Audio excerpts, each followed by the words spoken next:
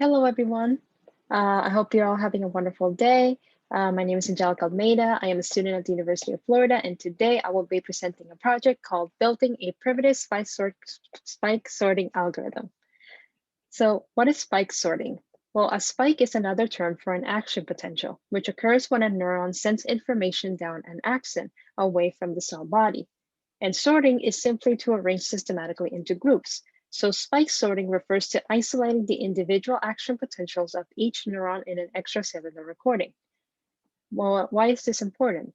Well, there are two ways to record neural activity. There's intracellular and extracellular recording. Intracellular recordings are very accurate at recording the activity of a single cell. However, they are invasive and can involve considerable damage to the neural membrane. Extracellular recordings, on the other hand, place an electrode in close proximity to the cell. This allows for the simultaneous, non-invasive, and long-term recording of multiple neurons. And that's the key word, multiple. So now using extracellular recordings presented a challenge, which is now you have to find a way to isolate the individual action potentials of each neuron in the recording. And that's where the process of spike sorting comes in. So spike sorting consists of 4 steps, which are all listed over here. So the first step is filtering. Where the raw data obtained is well filtered. This is done to reduce the background noise as well as other potential sources of interference, such as synaptic currents or overlapping spikes. Step 2 is spike detection, where an amplitude threshold is applied to the data in order to detect spikes. Step 3 is feature extraction, where using an algorithm called principal component analysis, or PCA, the directions, otherwise known as principal components, where the data is maximal are identified and the data's dimensionality is reduced. This allows us to extract the relevant features of the spike shape. Finally, the final step is clustering, where the relevant features are passed through an algorithm that groups the data points into clusters. Each cluster is associated to an individual neuron. A common algorithm used to do this is the k-means clustering algorithm, which looks for a fixed number k of clusters in the dataset. So in this project, what we did was we built our own primitive spike sorting algorithm using PCA as well as k-means clustering. Then we used this algorithm to analyze the extracellular voltage recordings from a rodent and examine how using different dimensionality reductions affects the results of this algorithm. So to build this algorithm, we followed the procedure outlined here. So the first step was to examine the dataset. This data was provided to us by the Shestek laboratory. It consisted of 41,568 observations and 32 data samples. The data was provided to us already filtered, and we were also informed that the voltage trace of the action potentials would be reversed and that the amplitude would be measured in microvolts. When selecting which software to use, we opted to use MATLAB because it contains the built-in functions to perform PCA and k-means clustering. In addition, one of the procedural steps involves using a function which was coded to us in MATLAB and provided to us by Dr. Dundas. Next, we used set function describe to plot the mean and standard deviation of the given data. We then applied PCA to the data and plotted the first 3 principal components. The next step was then to project the coefficients of the data into 2 dimensions. This was the first time we did 2 dimensions. And before moving to the k-means clustering, we decided to plot one observation and its reconstruction from this lower dimensional space as a way to evaluate our progress so far. We then used k-means clustering to spike sort the data and plotted the mean and standard deviation of the average spike for each cluster. These last few steps were then repeated in 3 dimensions instead of 2 for comparison purposes. Now, let's look at our results. In figure 1 over here, we can see the mean and standard deviation for the data set provided, and we see that expected reverse voltage trace in the figure. Next to this figure, we have figure 2, where we can see the first 3 principal components of the data set.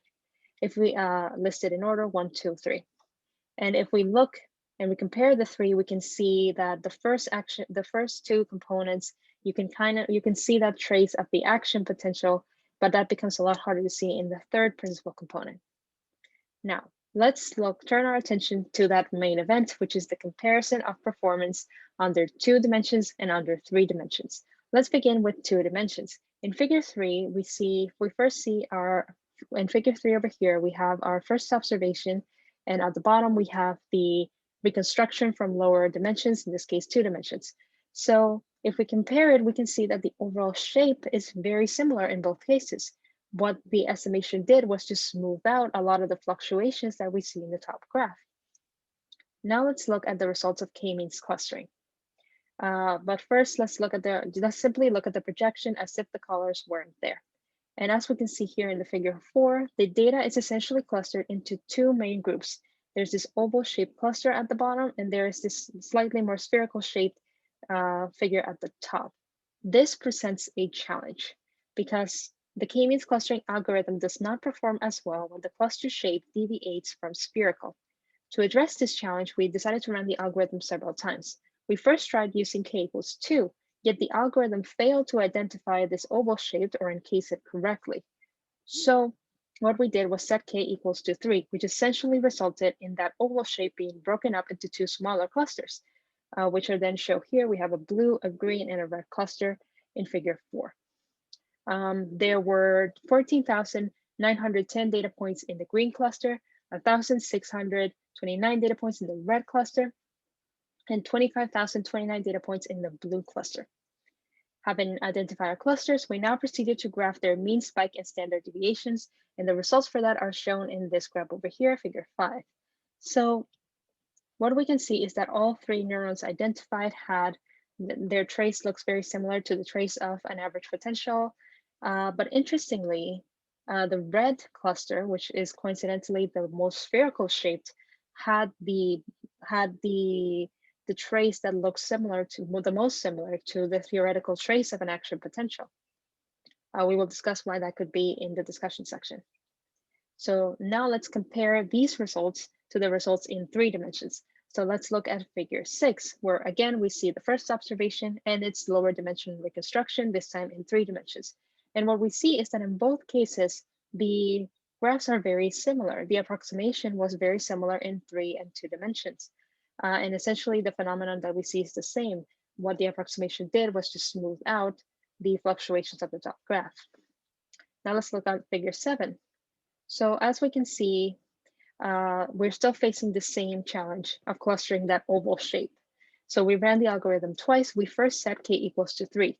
What we found, however, was that breaking that oval cluster into 2 was not as effective in 3 dimensions as it was in 2. So what we did was set k equals to 4, which effectively broke that oval sphere into 3, now 3 like spherical shapes, which is what we see in this figure. Instead of having a green and a blue cluster, we now have a green, blue, and a black cluster.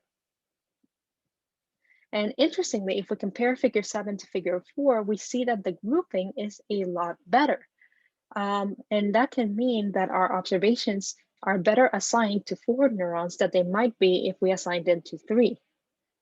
So we then use the same function that we used to create figure 1 and 5 to create the mean, spike, and standard deviation for the 4 clusters found in figure 7, which the resulting graph is shown here. And once again, we see that all 4 neurons identified have the theoretical action potential shape, have a very similar shape to the one of the theoretical action potential. But once again, that red cluster, which in both cases was that cluster that was the most spherical, had its trace resemble the most to the theoretical, closer to a theoretical action potential. So now let's move on to that discussion section and some conclusions. So the results seem to indicate that projecting the data onto different dimensions affects the number of clusters detected, since projecting the data onto 2 dimensions resulted in identifying 3 neurons, while projecting the data onto 3 dimensions resulted in identifying 4. So why was this the case? Well, as mentioned in the introduction section, there are 4 steps to spike sorting, and actions taken in each step could have affected our final results. Since the filtered data was provided to us, we had no control over the filtering process. The choice of filter used by the Chestech lab could have affected the results that we saw. Likewise, we had no control over how the threshold was selected for spike detection. Choice of threshold can significantly affect the data we analyze. While a higher threshold results in less noise in the data, it also leads to omitting crucial data in the form of missing spikes. The opposite occurs with a lower threshold, as both more spikes and more noise are required. The procedural steps we could control were feature extraction and clustering. In the previous sections, we mentioned that we chose PCA for dimensionality reduction. PCA has many advantages, such as lack of redundancy and noise reduction, but it also has some limitations, one of which is that principal components are not as interpretable as original observations, and another disadvantage is information loss. In the process of reducing dimensionality, some crucial information could have been lost, and that could have affected our results. But by far the biggest differences we can see were in figure 4 and 7 with the performance and the flaws of the k-means clustering algorithm. A lot of the limitations of this algorithm stem from the assumptions that it makes, which are 1, the variance of the distribution is spherical, 2, all variables have the same variance and each cluster has roughly the same number of observations, and 3, all variables have the same variance. This presents a challenge as the individual neurons may not have the same variance or the same number of observations. Another limitation is that k-means clustering has trouble clustering data of various sizes and densities, as well as clustering data points that are not spherically shaped, both phenomena we saw when we tried to cluster in 2 and 3 dimensions. And finally, another limitation is that this algorithm is sensitive to outliers. Since it focuses on finding centroids in the dataset, the position of the centroids can be easily dragged around by outliers. So what can we conclude? Well, the title implies, this was a primitive spike sorting algorithm with a lot of limitations to it. It did succeed in sorting the individual action potentials for the number of neurons that it identified. What it struggled with was identifying the correct number of neurons. And this flaw is something that could be fixed in more advanced iterations of spike sorting algorithms. So that is the end of my presentation. Thank you so much for your attention. I hope you all have a wonderful rest of your day, and go Gators.